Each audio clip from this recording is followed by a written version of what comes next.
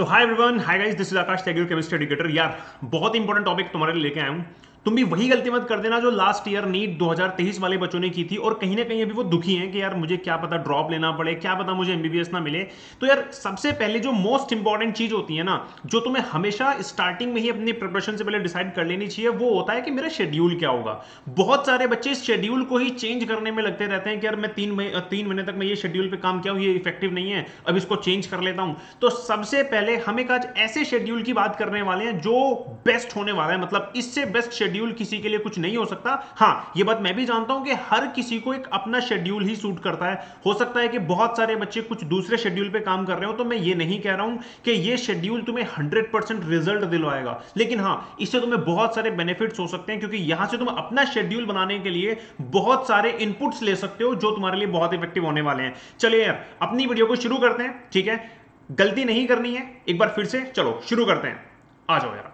यार अगर मैं बात करूं बेस्ट प्लान की, तो मैंने तुम्हारे लिए यहां पे कुछ ना, मैंने तुम्हारे लिए यहां पे रिटन फॉर्म में कुछ यहां पे डाला हुआ है, पहले उसको देख लेते हैं। तो सबसे पहले आज जो मैं बात करने वाला हूं, मैं टारगेट कर रहा हूं, ऑब्वियसली मेरे पास 3 ही ऑप्शन है टारगेट करने के लिए।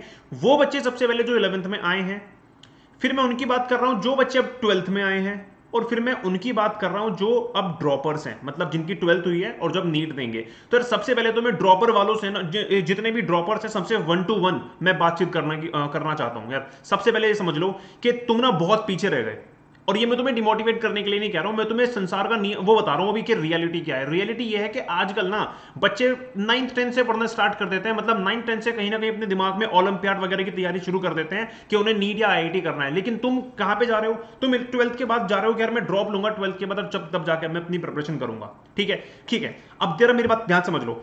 ऐसा नहीं है कि मैं तुमसे ये कह रहा हूं कि तुम बहुत ज्यादा मतलब गलत उसमें चले गए, या फिर तुम अब नहीं कर पाओगे, तुम्हें एम्स दिल्ली भी नहीं मिलेगा, तुम एमबीबीएस भी नहीं कर पाओगे। नहीं, मैं ऐसा कुछ नहीं कह रहा हूं। मैं केवल तुम्हें ये बता रहा हूं कि आगे अपने जितने भी भाई बंधु हैं उन सबको बता देना कि यार मैंने ड्रॉप लिया था, मैंने ये गलती कर दी, तुम मत करना। और मैं सभी बच्चों को, जो भी मेरी वीडियो देख रहे हैं, मैं सबको बोल रहा हूं यार, ड्रॉप लेने का मत सोचा करो कि मैं यार अभी नहीं पढ़ रहा हूं, 11th और 12th नहीं देखा जाएगा, बाद में ड्रॉप ले लूंगा।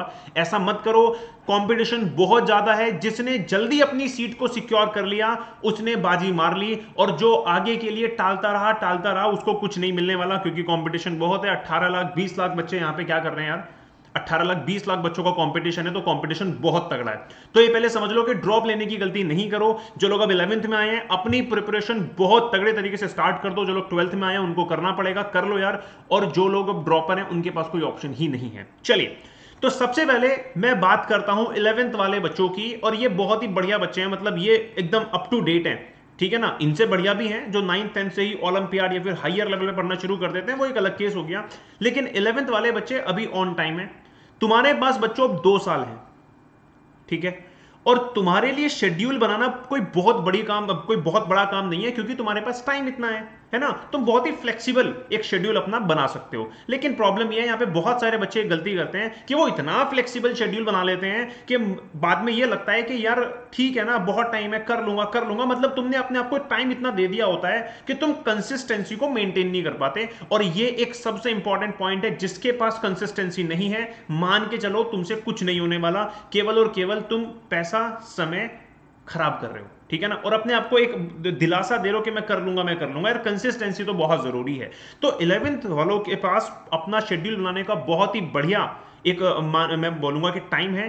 तो अपने शेड्यूल को इस तरीके से बना के चलो कि जैसे तुम्हें अगले साल 2024 में ही नीट देना है। Point number 1, the most important one. ठीक है भाई, जब 12th वाले जिन्होंने 11th को ठीक से नहीं पढ़ा, वो एक साल में ही 11th 12th को जो है किसी तरह मैनेज करते हैं और अपना प्रिपरेशन करते हैं। जब ड्रॉपर भी एक साल में अपने 11th 12th को फिर से करना शुरू करते हैं, तो तुम भी उस माइंडसेट से क्यों नहीं कर सकते? मेरा इंपॉर्टेंट पॉइंट है ये। ठीक है, सो जितने भी 11th वाले बच्चे हैं, तुम्हारे पास 2 साल हैं, लेकिन ऐसे मान के चलो कि तुम्हें 2024 में ही नीट का एग्जाम देना है, और उस हिसाब से अपना शेड्यूल बनाओ।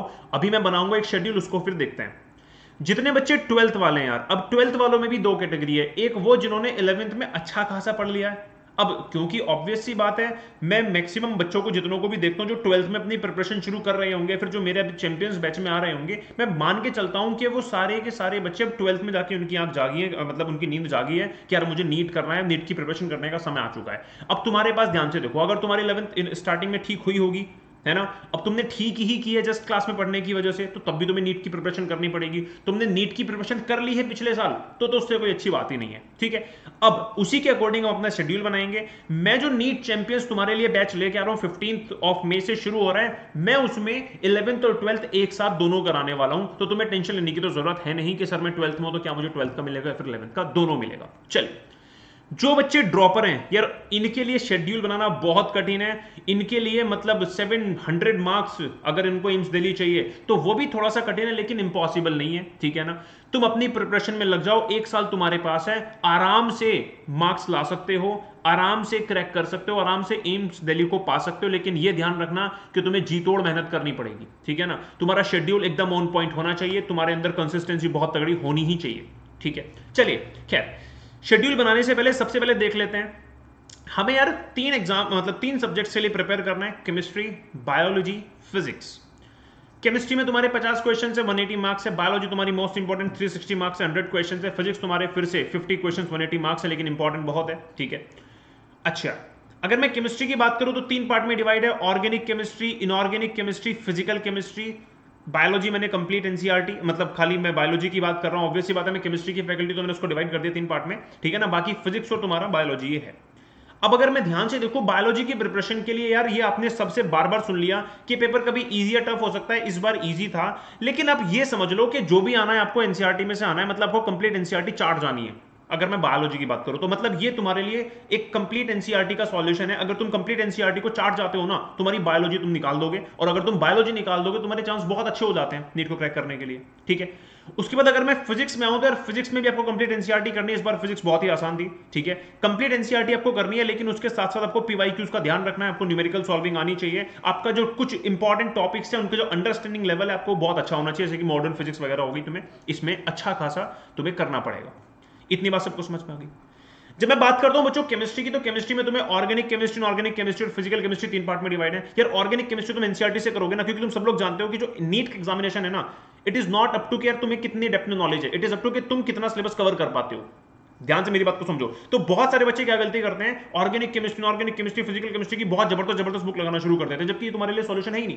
तुम्हें क्या करना है, तुम्हें सारा का सारा सिलेबस कवर करना है। तुम्हारे पास बायोलॉजी का इतना सारा सिलेबस है, तुम्हारे पास फिजिक्स का सिलेबस है, तुम्हारे पास केमिस्ट्री का सिलेबस है। तुम्हें सिलेबस को कवर ज्यादा करना है, ठीक है, और तुम्हें डेप्थ में कम जाना है। तो ध्यान दो मेरी बात को, एनसीईआरटी को ये मत समझो कि यार एनसीईआरटी कैसे करूंगा कैसे नहीं, एनसीईआरटी ही करनी है तुम्हें ऑर्गेनिक केमिस्ट्री में भी एनसीईआरटी ही करनी है। जब मैं बात करता हूं इनऑर्गेनिक केमिस्ट्री के लिए, तुम्हें खाली एनसीईआरटी ही करनी है, इसके अलावा कुछ भी करने की जरूरत नहीं है। और जब मैं बात करता हूं फिजिकल केमिस्ट्री की, तो एनसीईआरटी तो यहां भी करनी पड़ेगी, पीवाईक्यूज पे बहुत जबरदस्त ध्यान देना पड़ेगा, न्यूमेरिकल सॉल्विंग तुम्हें आनी चाहिए। और फिजिकल में तुम्हें पता है बहुत ज्यादा डीप लेवल की अंडरस्टैंडिंग तुम्हें चाहिए होती है। तुम्हें थर्मोडायनेमिक्स में चाहिए होती है, तुम्हें थर्मोकेमिस्ट्री में चाहिए होती है, इलेक्ट्रोकेमिस्ट्री में चाहिए होती है, केमिकल काइनेटिक्स में चाहिए होती है। तो डीप लेवल की अंडरस्टैंडिंग भी तुम्हें फिजिकल केमिस्ट्री में तो एटलीस्ट चाहिए होती है।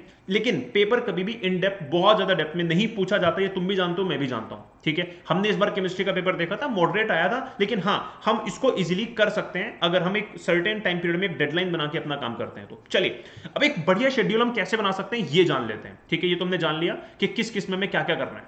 आ जाओ, अब अगर मैं नीचे आऊं बच्चों, तो सबसे पहले समझ लो कि हम लोग मई से स्टार्ट कर रहे हैं, है ना। अगर मैं अपने चैंपियंस बैच की भी बात करूं तो हम लोग मई से स्टार्ट कर रहे हैं, 15 मई से बैच स्टार्ट है, ठीक है। हमारे पास कितना टाइम है, हमारे पास यार मई है, जून है, जुलाई है, अगस्त, सितंबर, अक्टूबर, नवंबर, दिसंबर, जनवरी, फरवरी, मार्च एंड देन अप्रैल, ठीक है। सबसे पहले ये बात समझ लो कि जितना भी तुम जिस भी प्लेटफॉर्म से पढ़ो, चाहे तुम मेरे कोर्स में आगे पढ़ो, तो तुम्हारे पास सिलेबस कंप्लीशन करने के लिए एक डेडलाइन होनी चाहिए, और वो डेडलाइन है तुम्हारी जनवरी के एंड होने से पहले पहले तुम्हें किसी भी तरह अपना सिलेबस को कंप्लीट करना ही करना है। ये बात मेरी समझ लो, ठीक है।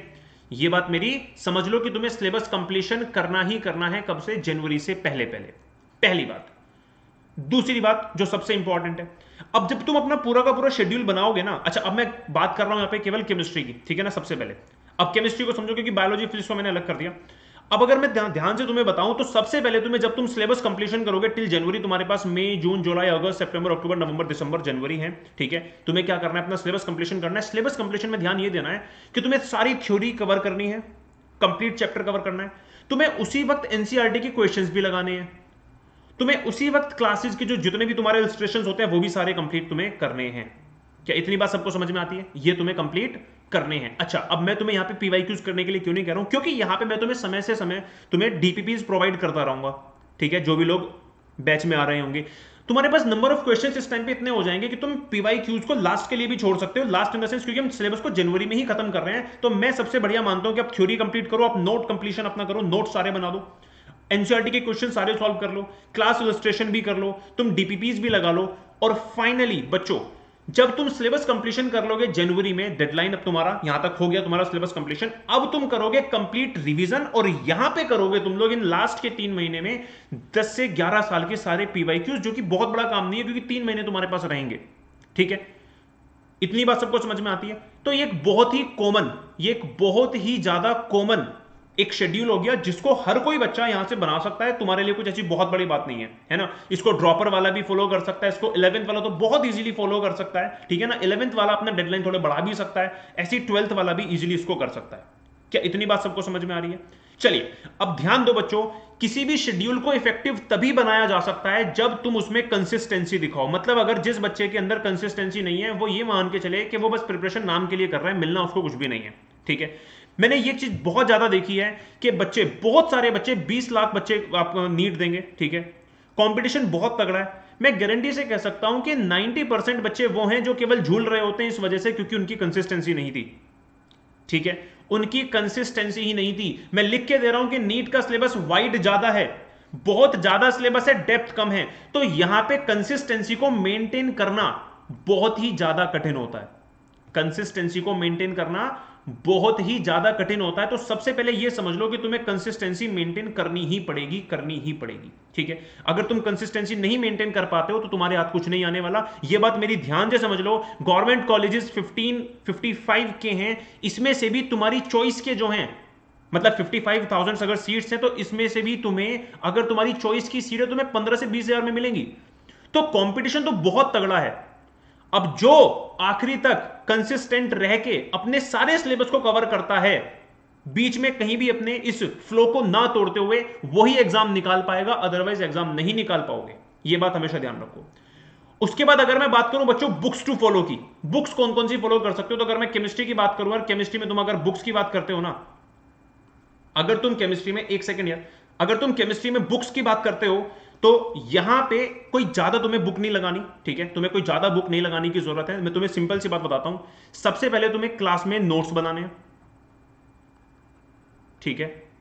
सबसे पहले तुम्हें क्लास में बनाने हैं नोट्स।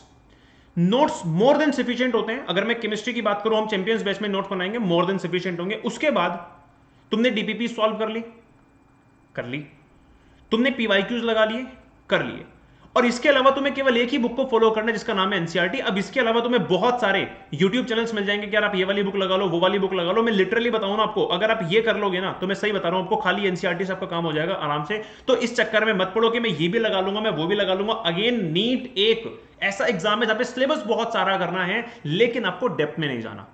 तो यार सबसे पहले अगर अब तुम अपना प्रिपरेशन को स्टार्ट करना चाहते हो तो इस तरीके से अपना शेड्यूल बनाओ। ये मैंने तुम्हें कॉमन वे बता दिया, अपने हिसाब से शेड्यूल बना लो, ठीक है ना? अपने हिसाब से शेड्यूल बना लो। उस शेड्यूल को बनाने के बाद 15 मई से चैंपियंस बैच को फॉलो करना शुरू कर दो। चैंपियंस बैच का पूरा शेड्यूल 11th 12th का मैं तुम्हें बता चुका हूं, ठीक है?